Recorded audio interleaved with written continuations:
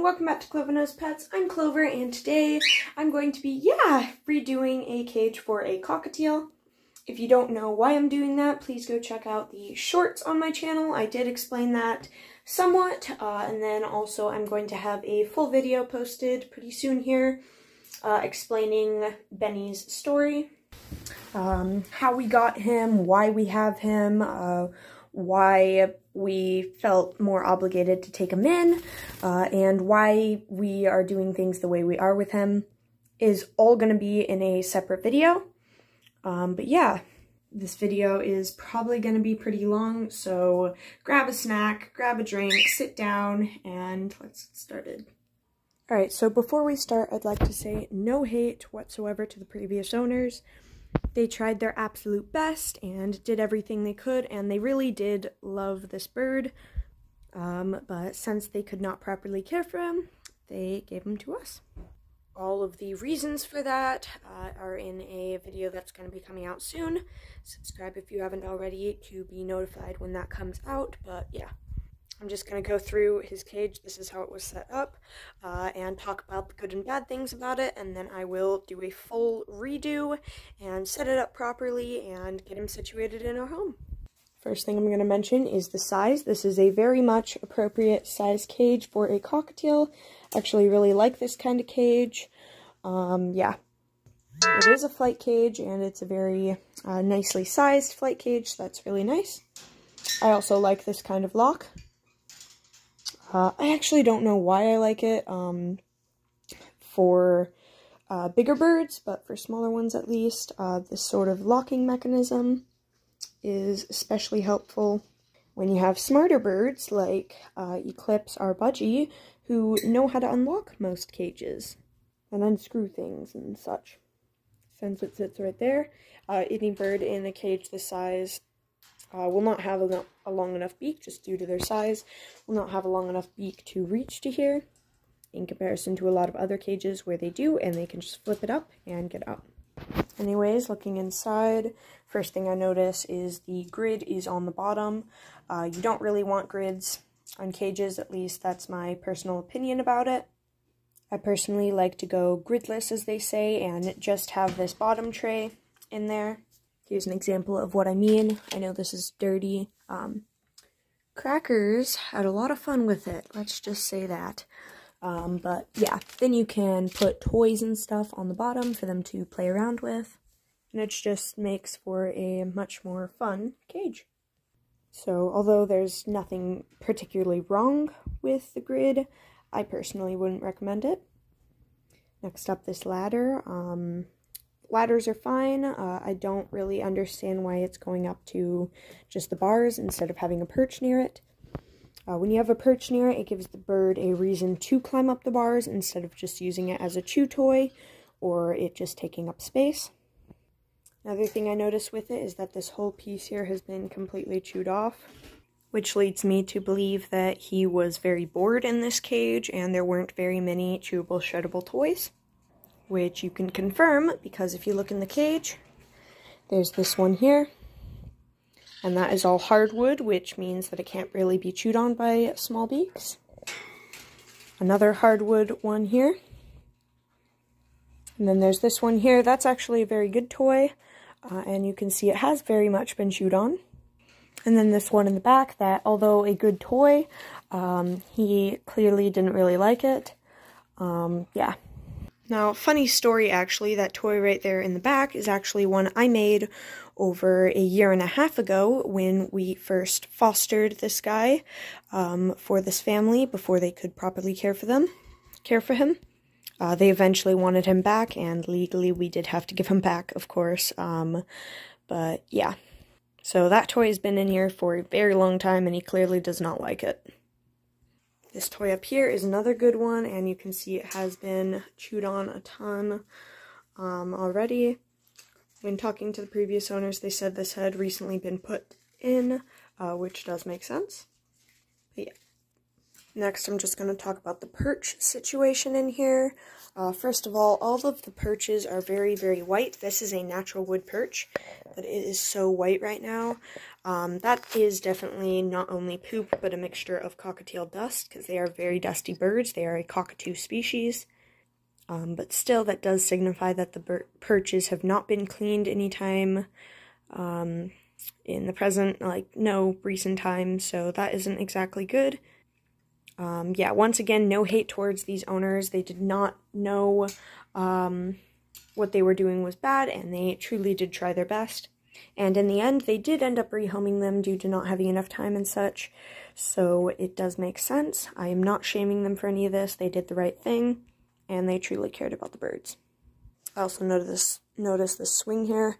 I'm not going to call it bad, because if you only have one dowel wood perch in your cage and it's small like this, there's no real problem with it. But I do not really see the reason, because this bird does not balance on things very well, especially after being clipped and kept the way he was. Like I said, I will talk about that in a later video. But yeah, so I honestly would just consider it a waste of space. Not particularly bad, but not great.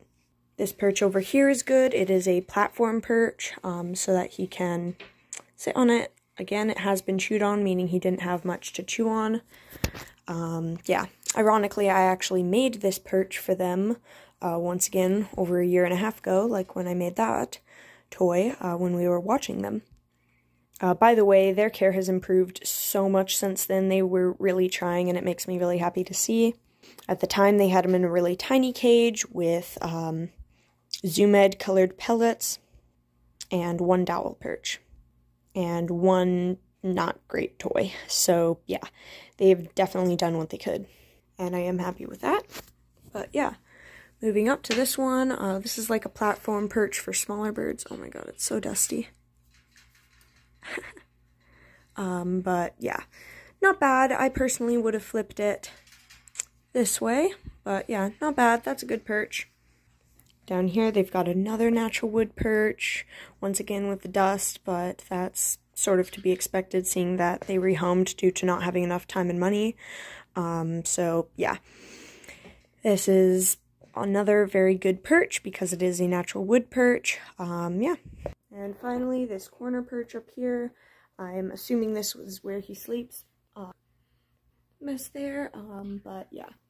So I am gonna just explain something real quick. When we went over there, he was first of all preening this cuttle bone, which I've never seen a bird do, by the way. Not chewing on it, not eating it, not destroying it, preening it. So yeah, that's interesting to say the least. And then they said that he's really attached to it and he loves this piece. And yeah, that actually sort of makes sense, seeing that, first of all, this is where he sleeps. Second of all, they had a cage heater. Cage heaters, if you don't know, are not good. Yeah, they can encourage nesting behaviors in birds, which can lead to egg-bound birds, even if they are not breeding. And then with males, it can make them extremely hormonal and very aggressive. And females too, by the way. But yeah. You do not want to have cage heaters in your bird's cage. If your bird's cage is too cold, put them by a space heater or a air vent or something like that. Warm room in your house, that sort of thing. Next thing to check out are the bowls. First of all, these bowls are okay since they are stainless steel. I would say they're a little small for a cockatiel, but they're not particularly bad. Yeah. Still good bowls. I'm very happy to see that they are the stainless steel bowls, which are a lot safer than the plastic that were originally being used. Taking this out, this mix is still not good, but it is not as bad as what they were feeding, because what they were feeding before had a ton of dyes. And basically when we went over there, they mentioned that they switched over to a diet that has no artificial dyes in it. Once I told them about that, which is good, at least they tried once again, but it is still full of fillers and fatty ingredients and millet and corn, soybeans. There's the sunflower seeds, canary grass seed, safflower seeds, oat grouts, basically everything you don't want in your bird's diet, aside from the dye. But yeah, they definitely tried once again. So I'm happy that they did improve on it at least a bit, but still not a good diet. Looking over in the water bowl, it looks very clean. Yeah, not much to say about the water. It's water. Yeah, birds need it, obviously. Yeah, and that's actually the cage. It's everything that's in it. I am actually going to show you the stuff that came with him, too. Just came in these bags. First of all, the food. This is what they were feeding. It is, I believe it's like Sun and Seed. I forget what it's called, the brand. I don't actually really want to name it anyway, since it is not something you should use for your birds. But yeah, they basically took the cockateil version of that and then mixed it with sunflower seeds and gave it to him. I also do like that at least they have whole sunflower seeds, because when we last saw the bird, like a year and a half ago, like I said, they had recently changed from using whole sunflowers to hulled sunflowers, meaning that they didn't have the shell. They said they did that because it was less messy, which is true, but if you're going to be feeding something so fatty and unhealthy for your bird, at the very least, make them work for it a little. And so it is good to see that. Once again, you should not be feeding this as anything but a high-quality treat for training and bonding only. But still, at least they're trying. Just gonna take all the perches out of here. Okay, so here are all the perches. Now, if you're wondering why these are outside of the cage and not in it, that is because they do not have ends. I'm not gonna lie, I've done this actually quite a few times. Perches are normally attached with washers and wing nuts, just like these bowls are here. And if you're trying to unscrew a perch and that drops and there are anything around you, it's gonna get lost.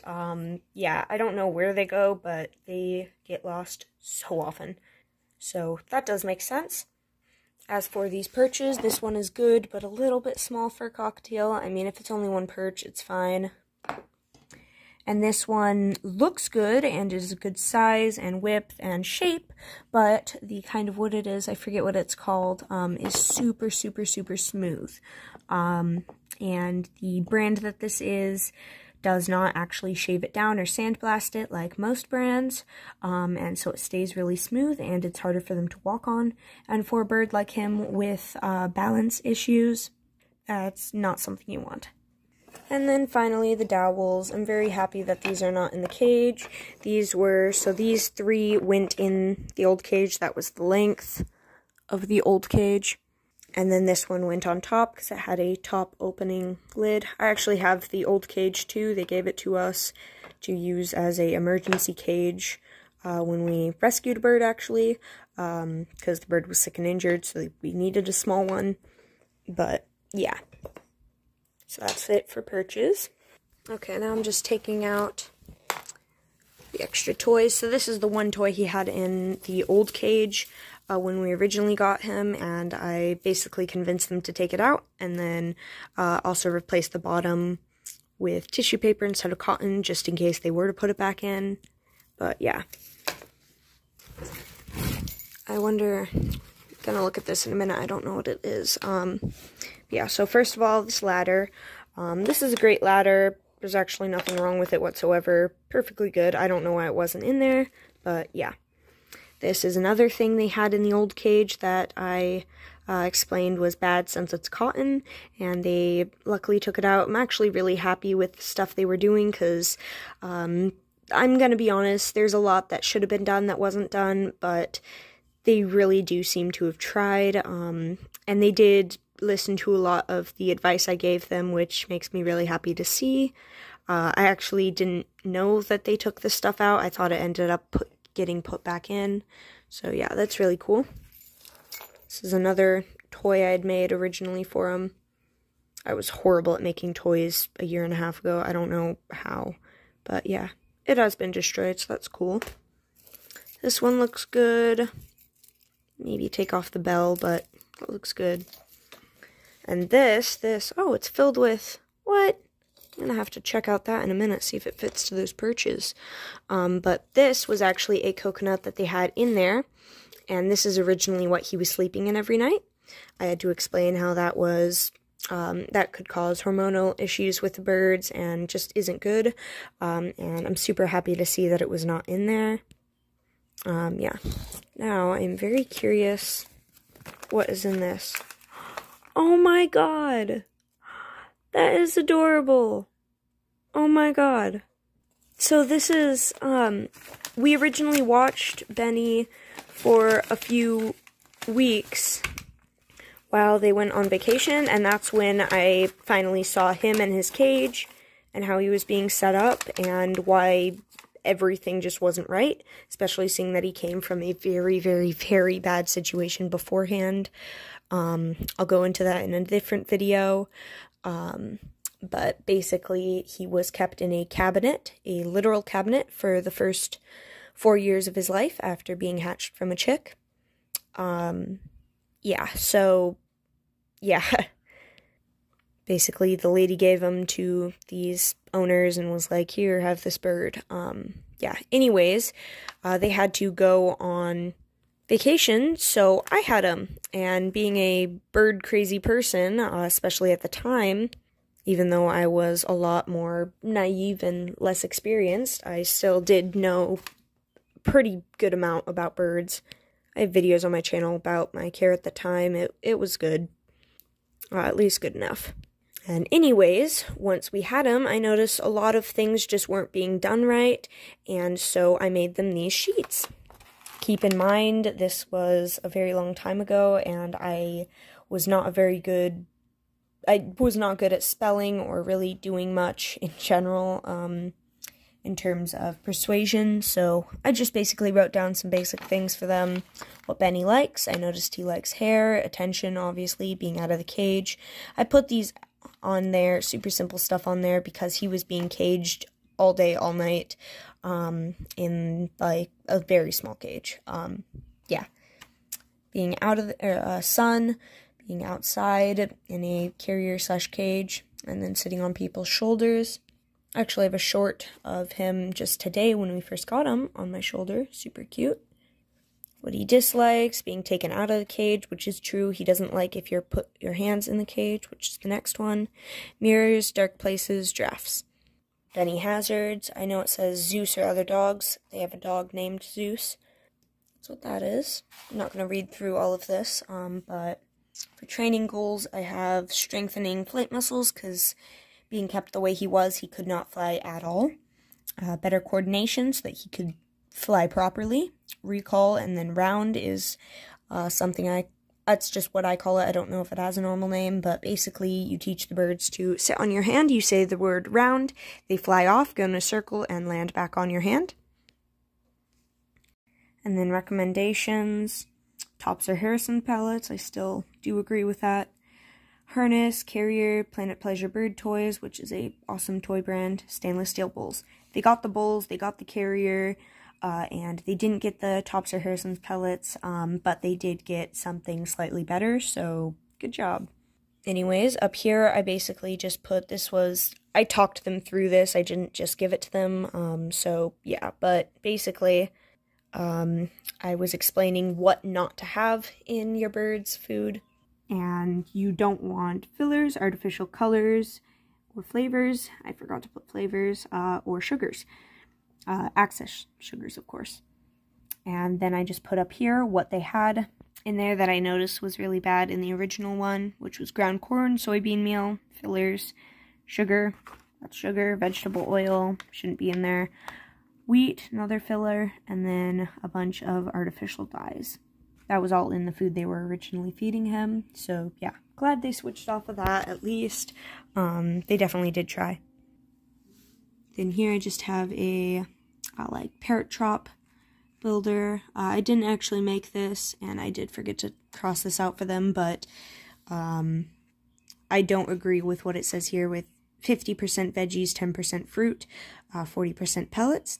Instead, I do 65% veggies, 10% fruit, 15% pellet, 10% seed. And seeds are treat only. But yeah, just goes through a few of the good ones for birds. And yeah, I'm just super, it's really nice to see that they actually kept this. I didn't think they did. After watching Benny, we really never talked to them, and so, yeah, super just nice to see that they kept it. I mean, honestly, I still have this dock. I could just make another. That's not the thing. It's just the fact that they had it with them is nice. I don't know. Anyways, let's move on. And in here, just some toilet paper tubes, or I don't know what those are called, but one of the toys they made was made out of that, so cool. Then we've got 2 more bowls, and we also have 2 more brackets. That's awesome. And Millet. But yeah, that's all for this video. If you watched all the way through this, congratulations.